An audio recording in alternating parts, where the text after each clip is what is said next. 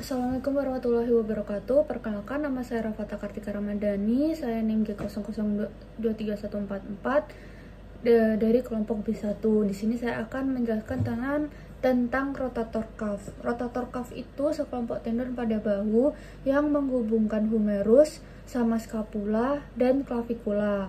Rotator cuff ini terbentuk dari 4 otot, yaitu yang pertama, cara menghafalkannya seperti ini. Yang paling besar itu subscapularis, yang supraspinatus, yang ini infraspinatus, yang kecil ini teres minor.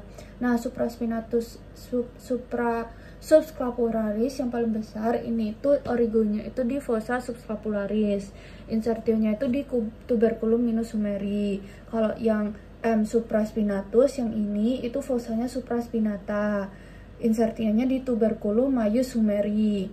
Yang infraspinatus yang ini itu origonya di fossa infraspinata, insertionya di tuberculum maius humeri. Yang teres minor ini origonya di margo axilla scapulae, insertionya di tuberculum maius humeri. Nah, klinis yang biasa terjadi pada rotator cuff itu kelainan rotator cuff atau manset rotator. Dua kelainan utama rotator cuff adalah impaksi atau impingement dan tendinopati. Muskulus yang sering terkena adalah muskulus supraspinatus saat melintas di bawah acromion dan ligamentum acromioclavicularis. Ruangan ini yang di bawahnya melintas tendon supraspinatus memiliki ukuran yang tetap. Pembengkakan muskulus supraspinatus, cairan yang berlebihan dalam bursa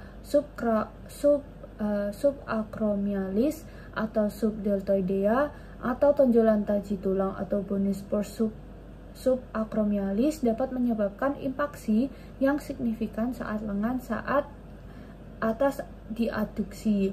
Suplai darah untuk tendon supraspinatus relatif jelek, terutama trauma berulang dalam beberapa kondisi menyebabkan tendon rawan untuk mengalami perubahan degeneratif yang dapat mengakibatkan deposisi kalsium dan menimbulkan nyeri hebat. Saat tendon supraspinatus mengalami perubahan degeneratif yang signifikan, struktur ini tuh menjadi rawan terhadap trauma dan mengalami robekan sebagian atau keseluruhannya. Robekan ini tuh sering terjadi pada pasien usia lanjut dan dapat menyebabkan pasien kesulitan melakukan aktivitas normal sehari-hari seperti menyisir rambut. Meskipun begitu, robekan keseluruhan bisa terjadi tanpa adanya gejala. Nah, setelah ini saya akan melakukan penjelasan tentang pada saat kegiatan squat atau melakukan squat pada regiofemur, muskulus apa yang melakukan kontraksi. Nah, regiofemur itu kan dibagi menjadi 3, pada anterior, medial, sama posterior. Di sini saya pertama akan membahas tentang regiofemur anterior. Regiofemur itu pada anterior itu muskulusnya ada yang pertama yaitu muskulus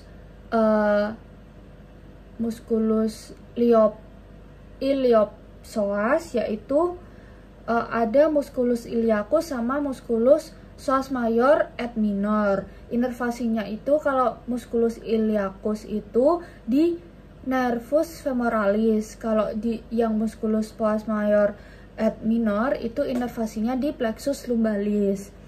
Lalu tadi kan regiofemur anterior yang pertama ada muskulus iliopsoas, yang kedua ada muskulus quadriceps. Muskulus quadriceps itu yang pertama ada muskulus rectus femoris, terus muskulus vastus medialis, ada muskulus vastus lateralis dan muskulus vastus intermedius, muskulus sartoneus, muskulus tensor fasciae latae.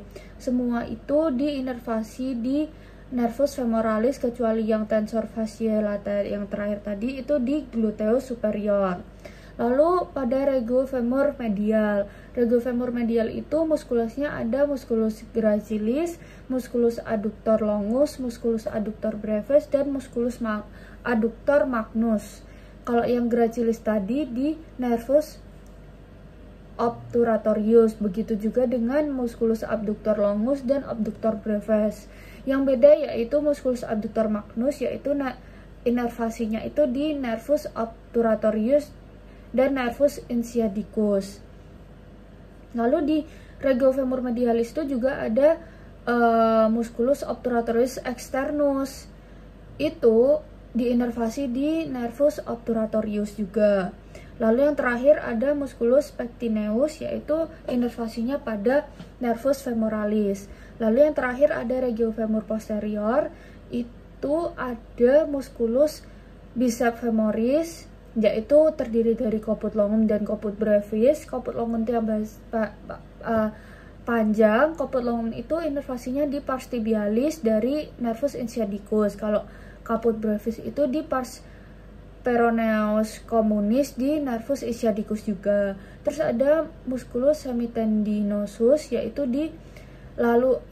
ada musculus semitendinosus dan musculus semimembranosus.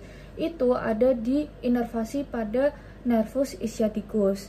Jadi sekian dari saya. Terima kasih. Wassalamualaikum warahmatullahi wabarakatuh.